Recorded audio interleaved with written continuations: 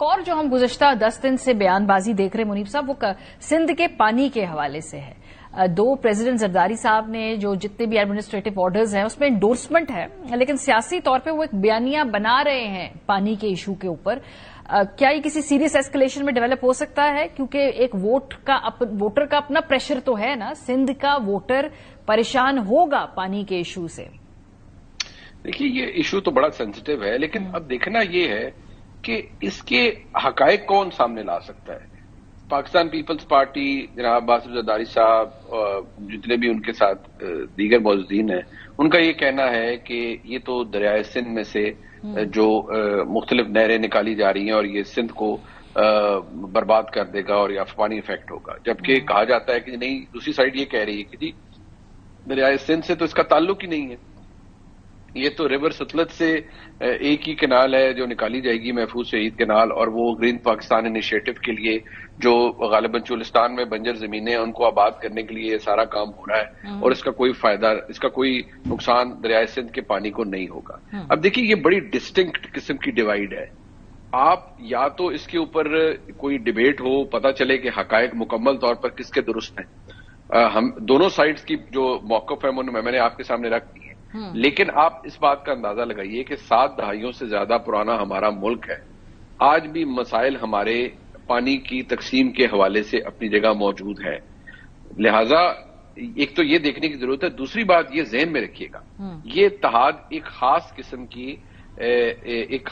کی ایڈہیسو سے یا ایک خاص قسم کی رسی سے بندھا ہوا ہے، اور اس رسی کے اوپر ایک بہت بڑا، یا اس زنجیر کے اوپر ایک بہت بڑا تالا لگا ہوا ہے، اور اس تالے کی چابی نہ آصف زرداری صاحب کے پاس ہے نہ میاں نواز شریف صاحب کے پاس ہے، اس کی چابی کہیں اور ہے. جب تک یہ تالا لگا رہے گا یہ تمام سیاسی معززین اس بندھن میں بندھے رہیں گے. جب وہ تالا کھل جائے گا تو پھر ہر کوئی اپنا رستہ لے گا. لیکن اس فیصلے کی سندھ کے پانی کے حوالے سے بڑا ایک تشویش ہے. سندھ کے اپنے جو لوکل کانسٹیچوئنسیز کے اندر پیپلز پارٹی کی اگر کوئی سپورٹ بیس ہے تو وہ سندھ ہے نا، انٹیریئر سندھ ہے. سو کیا اس کی سیاسی قیمت پیپلز پارٹی کو ادا کرنی پڑے گی؟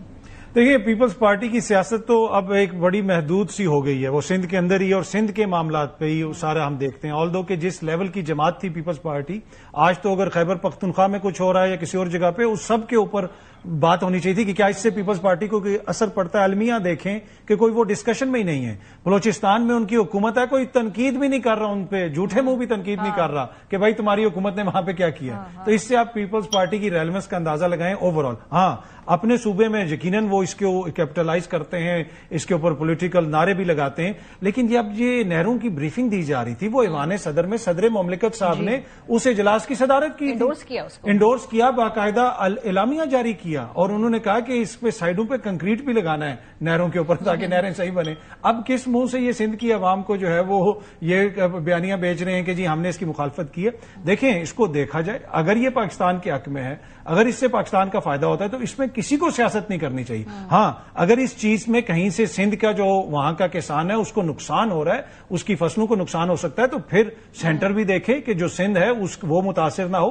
اس کا کوئی ایسا حل نکالا جائے کہ جو ہم زمین آباد کرنا چاہتے ہیں وہ آباد بھی ہو، لیکن اس قسم کے حالات بھی پیدا نہ ہو. کانفلکٹ ریزولوشن کوئی ہمارا اتنا اسٹرانگ ٹریٹ ہے نہیں، اگر 75 سال اپنی تاریخ کو دیکھ لیں. آخری سوال جو میں پوچھوں اگر منیب، کل مولانا فضل الرحمان صاحب نے گلہ کیا نواز شریف صاحب سے. انہوں نے کہا کہ کوئی کردار اگر ادا کر سکتا ہے اس پوری صورتحال میں جو سیاسی غیر یقینی ہے، اس پہ نواز شریف صاحب وہ کردار ادا کر سکتے تھے اور انہوں نے نہیں کیا. کس قسم کا کردار نواز شریف صاحب ادا کر سکتے؟ ان کی تو کلیئر پوزیشن ہے، وہ اس حکومت کا اسٹیٹس کو کا حصہ ہے. دیکھیے مولانا صاحب بڑی قابل احترام شخصیت ہیں، بزرگ ہیں، ان کی رائے اپنی جگہ، ان کی اوپینین اور ان کا میاں نواز شریف صاحب سے ایک بڑا دیرینہ تعلق ہے. سیاسی اختلاف یا اتحاد ہونا وہ اور بات ہے. میں صرف اتنا ضرور عرض کروں گا کہ دیکھیے اگر ملک میں سیاسی عدم استحکام ہے تو دیکھیے آج جو نظام ہے، میں یہ پہلے بھی عرض کر چکا ہوں اور میں آج دوبارہ اور زیادہ اس کو قوت سے انڈورس کروں گا کہ اس نظام کے پرنسپل سگنیٹری میاں نواز شریف صاحب ہیں. اگر یہ نظام ایگزیوٹ کر رہا ہے سیاسی عدم استحکام کو اور سیاسی بے یقینی کو، تو یہ میاں نواز شریف صاحب کی مرضی اور منشا کے مطابق ہے۔ اگر یہ نظام مضبوط ہے اور اس میں پولیٹیکل سٹیبلٹی موجود ہے، تب بھی میاں نواز شریف صاحب اس کے پرنسپل سگنیٹری ہیں، جہاں اور اس کے ایک اور سگنیٹری بھی ہیں، وہ ہیں جناب آصف زرداری صاحب جی، وہ جو صدر مملکت ہیں۔ اب دیکھیے ملک میں سیاسی عدم استحکام، کچھ دن پہلے میاں نواز شریف صاحب نے فرمایا کہ یہ مصنوعی ہے۔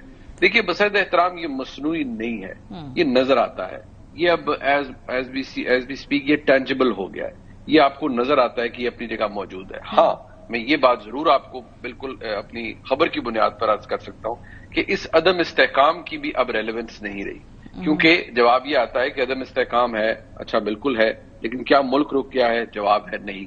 کیا معیشت ڈوب گئی ہے؟ جواب ہے نہیں۔ کیا میکرو اکنامک فگر ڈوب گئے ہیں؟ نہیں، جواب اس کے الٹ ہے۔